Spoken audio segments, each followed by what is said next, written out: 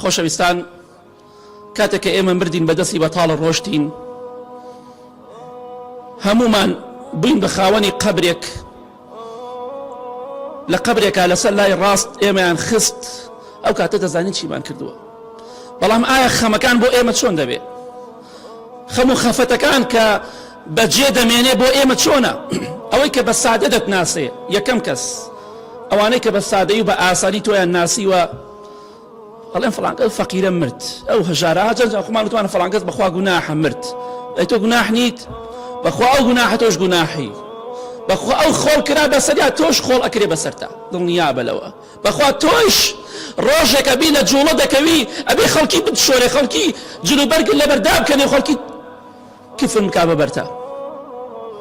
کەواتە قەدری خۆت بزانە، مردنت لەبیر نەچێ، چونکە ئەوەی بە سادەی دەتناسێ دەڵێ بەخوا فڵانکەس گوناح بخوا عەفوکە، فەقیر و هەژار داماو بوو. ئەمە حاڵەتی یەکەمە. برادەرەکان و هاوڕێکانت چەند ڕۆژێک چەند هەفتە و مانگێک تۆیان لەبیرە، دوای تۆ دەخەنە ئەرشیفی یادگاریەکانیانەوە، تۆیان لەبیر دەچێت، ئەڕۆیتە ئەرشیفی یادگاریەکانی برادەرەکانتەوە. لە ڕۆژی دۆم و سێیەمە برادەرەکانت پێ دەکەنن ئەوە مردنە. خۆت ڕۆشتی، خۆت داماوی، خۆت فەقیری، لەبەر برادر خۆت خراپ مەکە، لەبەر برادر قیامەتی خۆت خراپ مەکە. ئەمە برادەرەکانە دوای چەند ڕۆژێ تۆ دەخەنە ئەرشیفی یادگاریەکانی خۆیانە و تۆیان لەبیر دەچێتەوە، مەگەر هەندێک جار تۆیان بیر بکەوێتە ناوت بهێنن.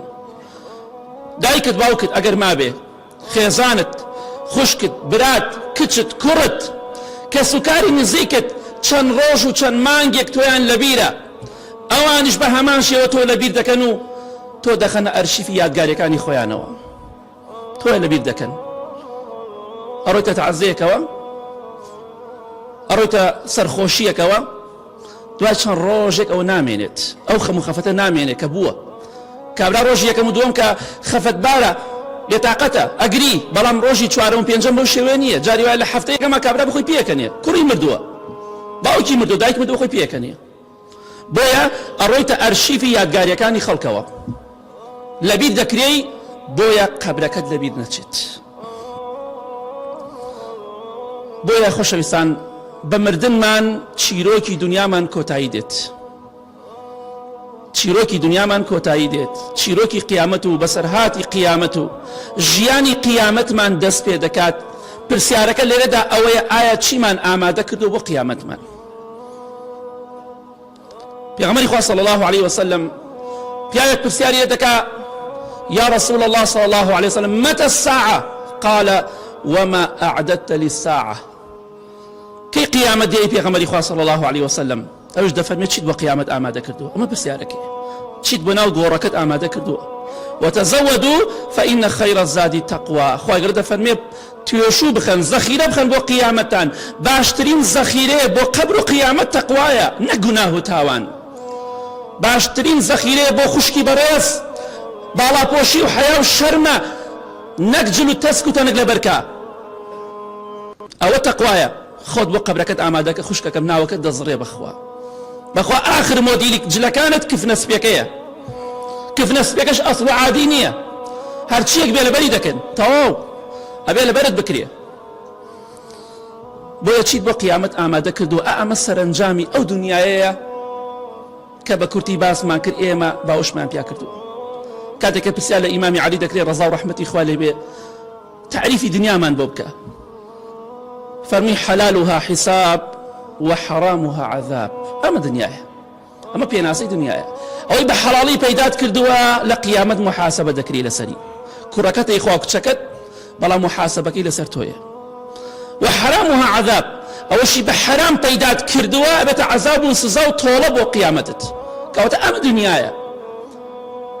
بۆ خۆشەویستان لە کۆتاییدا دەڵین خۆتان ئامادەکەن بۆ مردن. بەخوا ئەمڕۆ یا بەیانی دەبینە خاوەنی قەبرێک، ئەمڕۆ یا بەیانی دەمرین، دوێنێ ئەم کاتە چەند کە ساغ و ئێستا لەژێر خۆڵایە، ئەمڕۆژ بە هەمان شێوە هەتا نەخۆشێک دەمرێت، دەیەها کەسی لەش ساغ بەس ڕوودا و بە جەڵدە و نازانم بەچی دەڕوات. کەواتە خۆشەویستان، مردنمان لەبیر بێت، قبر و قیامەتمان لەبیر بێ ئەو ڕۆژێک کە دەمان خەرە ناو قەبرێکی تاریکەوە دامان ئەپۆشن مەترێ مەترونیە خۆڵ دەکەن بەسەرمانە غەریبین إن الغريب غريب اللحد والكفن أو غريبية ناو كفنيكاي لناو قوريكاي ناتواني أم بزندوتي أم ديوي كتابكي دات أبوشن كبست أكن كبست أكري أبو رجل تشتبو أعماد كردوا خود بو منال خراب مكا منال شايسي أوني بخوا هيش كسك شايسي أوني قبري خوتي بو بركي لا عقلو لتاوانو لسزا چاکە و خراپە هەیە لە قیامەتە بۆیە چاکە بۆ قەبرەکەت بکە بۆ ئینشەڵا سەربەرز بی لە ناو قەبرەکەتدا بۆیە ڕۆژانە دەرگاکانی بەهەشتت بۆ بکرێتەوە ڕۆحت شاد بێ لە بەهەشتە زڵمت کردووە لە خەڵکی زڵمەکە بگەڕێنەوە عەرزی خەڵکت داگیر کردووە بیگەڕێنەوە بەخوا لە ناو قەبرەکە باجەکەی دێ پێش قیامەت ئەگەر بستێ زەویش بێ